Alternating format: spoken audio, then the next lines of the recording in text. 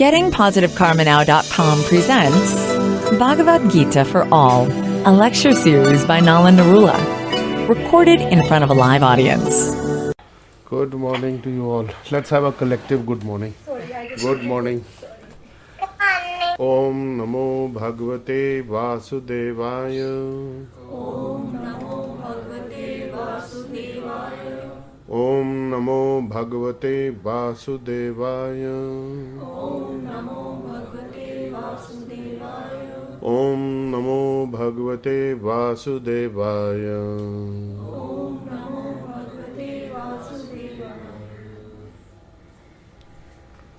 So last time we had completed chapter 2 of the Bhagavad Gita, and basically chapter 2 is the complete synoptic study of the entire subject matter of the Bhagavad Gita, and some very radical things have been proposed by Krishna, and the most radical being that one needs to give up fruitive activities, ritualistic activities that may have been prescribed in the Vedas for sense gratificatory purposes, the Karam Kand section, and instead one needs to be very detached from the results of what one is doing. And at the same time, he had been advising earlier Arjun to fight and kill the enemy on the battlefield, which is the relatives. And there was a lot of argument going on between Arjun's confusion and Krishna's knowledge of explaining. Arjun was basically saying that, the scriptures are saying that anyone who kills relatives is going to suffer like anything, is going to go to hell. That was his first fear, that he would go to hellish planets and so on and so forth, and that he would be a destroyer of society, and very bad results are going to come to the whole society as well as to him. And Krishna has been explaining that that is not so, because you have to do your duty according to your dharma, your occupational duty you must fulfill. And finally he is telling Arjun that whatever purpose can be served by a small body of water can be served by a large body. So the small body of water is the Vedas, and the large body is the realization or the spiritual connection of what one needs to do in order to progress one's path towards the divine. And at the end of chapter 2, Krishna is further talking about not being disturbed by the flow of desires, and that such a person who is not disturbed by the incessant flow of desires, just like the ocean that is never filled or disturbed, is always still, even though so many rivers flow into it. So such a person alone can attain peace, and not the person who's trying to satisfy these desires, because desires cannot be satisfied. They will be endless, infinite. So final instruction was, or explanation was, guidance, that a person who has given up all the desire for sense gratification and who lives without the sense gratification desire, and he has given up all the sense of proprietorship, ownership, and is free of false ego, he alone can attain peace. So the bottom line always is the freedom from false ego, from which arises all the benefits. So if you look at any religious tradition, spiritual tradition, the one constant common factor is that everybody is talking about being free of the false ego, but then they move on. There's not enough practical guidance, not enough, you can say, stress on the point that how we can get free of false ego. It's always there. So what do we do? How do we sit? How do we stand? How do we walk? How do we talk? How do we act in such a position? So we come to chapter 3 now today.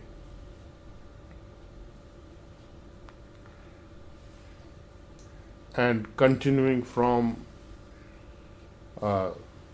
chapter 2's last shlok, that Krishna is saying that when one is at the hour of death and one has practiced all these things, then you can easily get Brahm Nirvanam.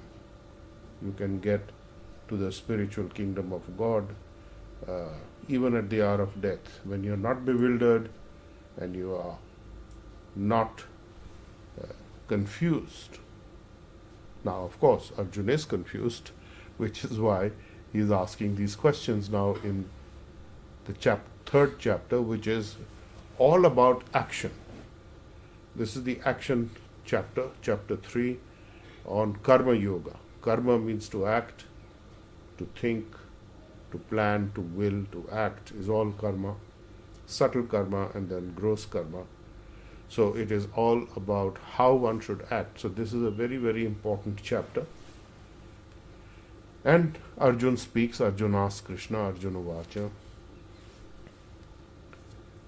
Jayasi cheta karmana te mata buddhi janardhana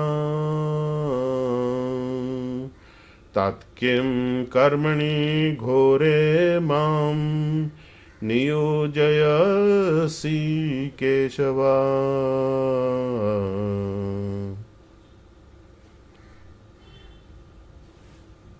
Arjuna Vacha, Arjuna spoke and said, Jayasi chet karmana te mata buddhi janardana tat kim karmani ghore mam niyojayasi keshava.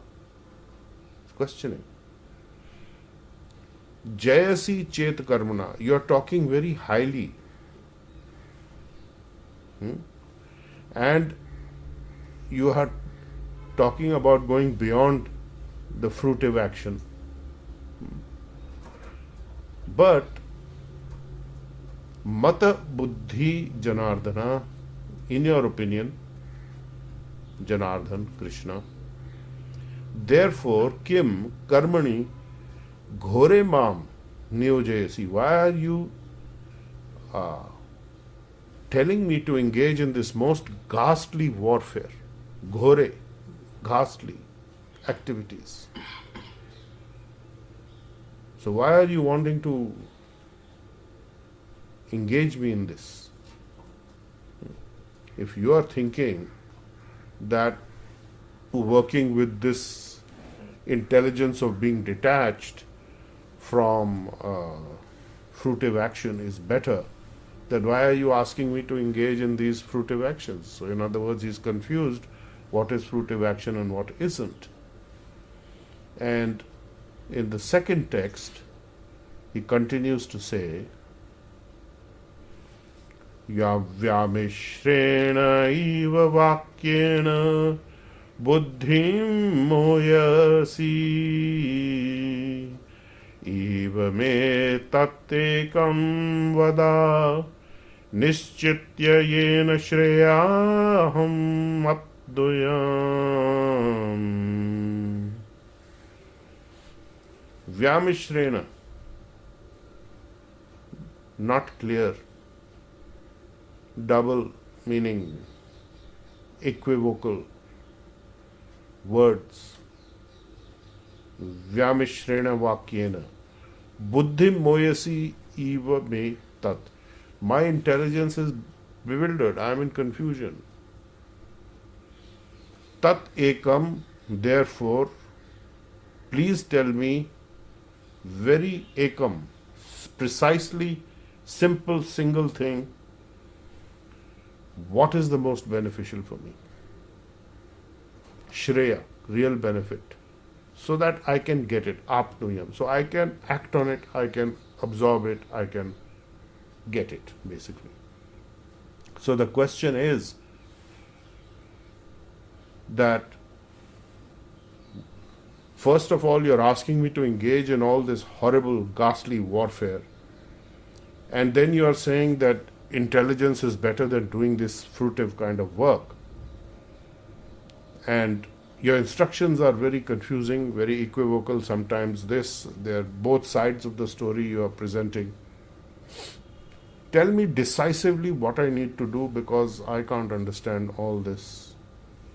Too many things in the ambit of discussion. So tell me precisely. So there are some very key points that Arjun has raised here. First of all, he is referring to Krishna as Janardhan. Now, Janardhan means a number of things. It means Jan Aradhana, those to whom all of mankind prays, approaches, Janardhan. And it also means the one who is giving punishment to those who deserve punishment. So he is the dispenser of karmic consequences. Very important.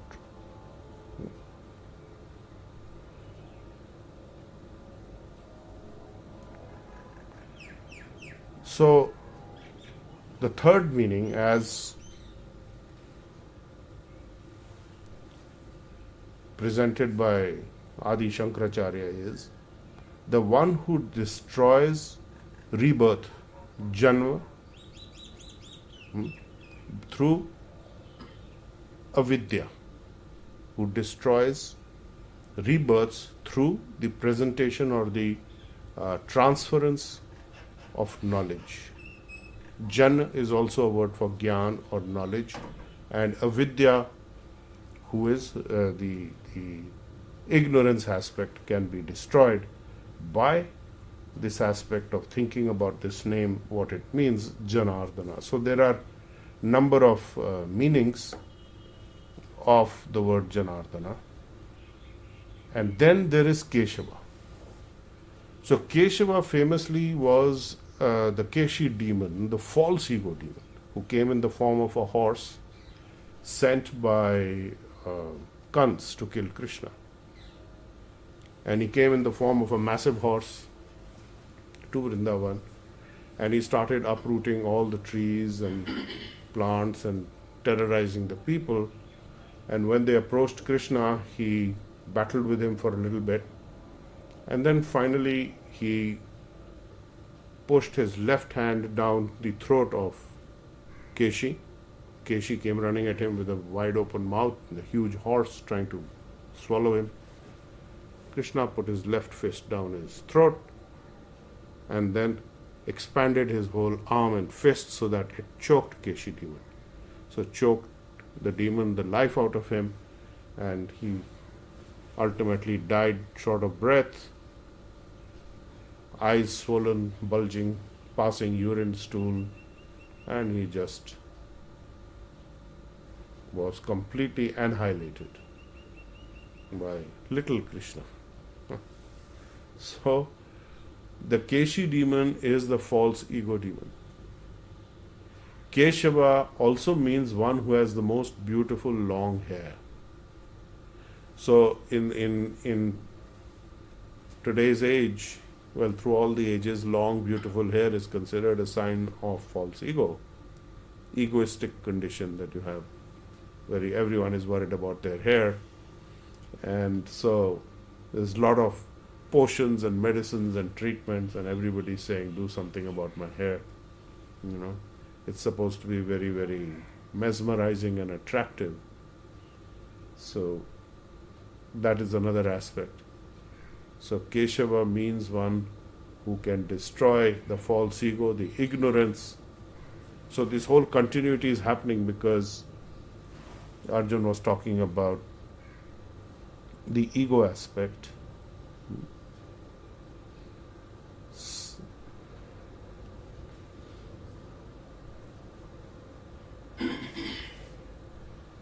So we can look at what are the other authorities having to say about it. And if you talk about Madhavacharya, is talking about confusion of cessation of activities and yet being active. So there is some confusion. And in this chapter, of course, the how to act is what is being dealt with. And through this acting, one can get to knowledge. The avidya aspect, the lack of knowledge aspect can be destroyed. So let's see what Ramanujacharya is talking about. The physical activities, actually doing things without attachment. And that's the sense of the last shlok of the chapter 2, that Krishna says you must be without attachment. So how will you get to being without attachment? By using activities in the right way, in Krishna consciousness, in God consciousness, in karmic healing consciousness, and gradually you will get to the jnana aspect. So that is the takeaway, not that you should stop doing all activities and become a renunciant and go and sit in the forest or sit in your room and say, all I want to do is to progress spiritually. I don't want to act in the world. I want to escape. I want to be peaceful. So Krishna is saying you can't be peaceful unless you are having this realization that you need to be very detached from everything, including the idea of being peaceful. Eventually, if you look at it that way. So this desirelessness must be even desirelessness of wanting to be peaceful. So this is very, very important, that the questions are that how do I get to the point where you are asking me, Krishna, that I should not be attached to the results of what I am doing. Because everything is supposed to be for a particular result, either in the execution of one's duty or in the execution of one's obligations, one's debts. How can I not be attached to doing that? And then there are many instructions, contradictory ones, and we have discussed so many contradictory things, and I am very confused. So this is the confusion of Arjuna. What should I do? Is the cultivation of spiritual knowledge superior than action? Is action superior to the cultivation of spiritual knowledge? If the two go together, how do I do it? The false ego consideration of me and mine, my obligations coming through the bodily expansions of relationships and connections, they all intrude. So what does this all mean? So that is where we will leave the Bhagavad Gita today, and we will discuss if you have any questions. So I will go over these two shloks again. I will just to remind us what we are talking, what we are hearing from Arjun.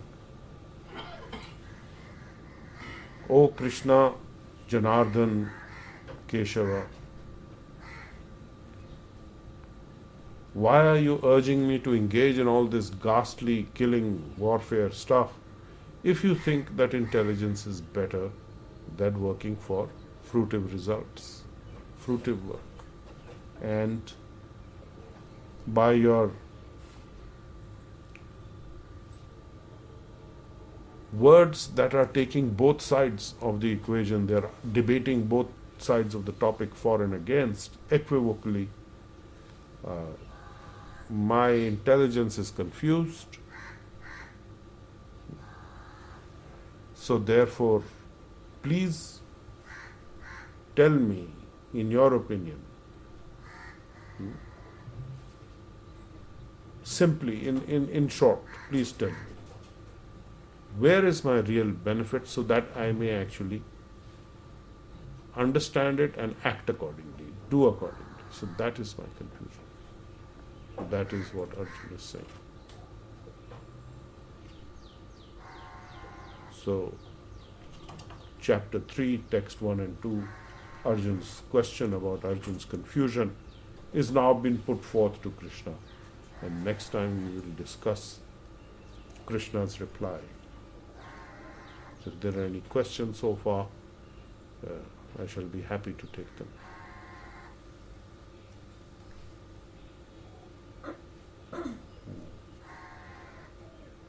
No questions today? Are you confused? Little bit confused? So tell me, what is the confusion? Desires. Hmm? Desires and action. Yes.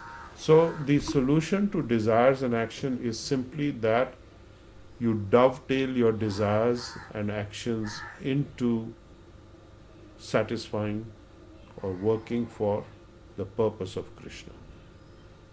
Engage yourself in Krishna's service, do everything in Krishna's service, whatever you're doing. So it means that you have to engage the energies of healing, the karmic energies of Reiki and the KQ force to everything that you do. You have to apply it to all that you do, because those are the karma freeing energies. Those are the energies that eventually make you desire less in one sense. And what is that sense? The sense is, the test of that is that if you are not attached to the results of what you ask for, I'm giving you the solution now, ahead of time, which is what we have been saying all the time, and that is the fourth principle of Reiki. Just for today, I shall do my work honestly, and before that, we have the third principle, just for today, I shall not anger. So what does that mean? The anger is coming from the false ego consideration that I am the doer controller and I'm attached to the result, and why is the result not coming? I'm doing this healing, I'm doing so many things, why is the result not there? So when you come to the point of actually channeling the healing, doing your work honestly, doing whatever you need to do to get the results, but without attachment to the results, you are at that state of being detached. So very simply you achieve this. Extremely simply. And that can happen only if you are sufficiently flowing with the healing energy and you are sufficiently working in this desired less way, in a sense. You are inspired or stimulated to do so many things, but if you are just flowing with this energy without, at least for some of the time, without this business of being very attached to the results, or being attached to the results at all. It's not that you're indifferent to the results. It's not that you don't care whether the results come or they don't come. It is that you don't care in terms of your personal involvement in those results.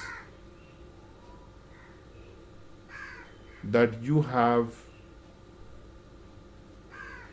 a personal stake, and if this doesn't happen, my life is over.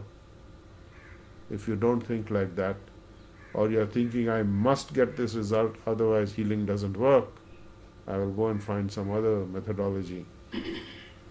Or you are thinking that this result has to come hell or high water, I will do everything, I will do all kinds of activities, and that is where the trouble will start. When you are going into doing activities to try and achieve your goal, then you will do anything which is improper even, which is wrong, which is going to give you a bad downside. Then you'll say, I did my healing, and I sent healing to this and I committed these crimes in the name of getting the objective which was higher, that's your opinion, not necessarily true, then you will be in trouble. So you have to be prepared for the consequences of your action. Act, send healing, whatever it is, we teach you as a healer that when you are wanting to do something which is not quite appropriate, not quite right, you know it somewhere. You have the feeling that what I'm about to do is not quite right. You're feeling guilty for some reason.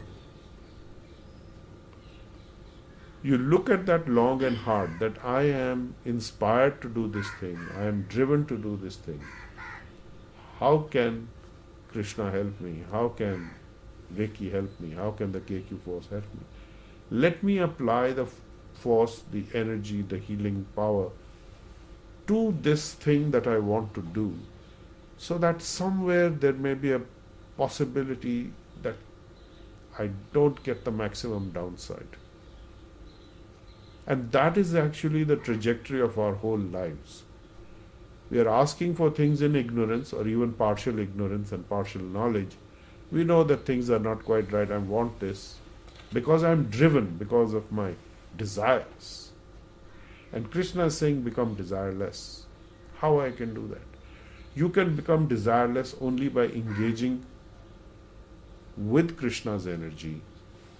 And Krishna's energies are happy to engage with you in the form of Reiki and the KQ force to go to every single desire that you want to achieve. Right or wrong is not the question. You must apply it to everything across the board. Gradually you will get the intelligence. It will save you from the greatest of disaster. Because it can go to heal your desires, it can go to actually change your understanding and give you the vidya, the janardana. Remove the ignorance, the avidya aspect. Because you are using the energies of janardana.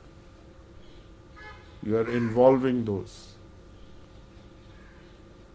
So it saves you from the worst of those consequences. So this is the takeaway today from the confusion of Arjuna. So which is the confusion of everyone? I hope you are not confused now. No, sir. Okay, good. So anyone there on the webinar is having a question? So Anu had a question. She said It was got answered. Okay, so yeah, Amarjeet has a question. Sir, so when you make a goal for yourself, you do keep a point of arrival in your mind. And that point of arrival is where the efforts need to be focused, or your working honestly is driving you towards. Is that point okay to keep that in focus all the time? Yes, of course. You must have an objective. But you must be detached from the process that takes you there while doing everything you can to get there.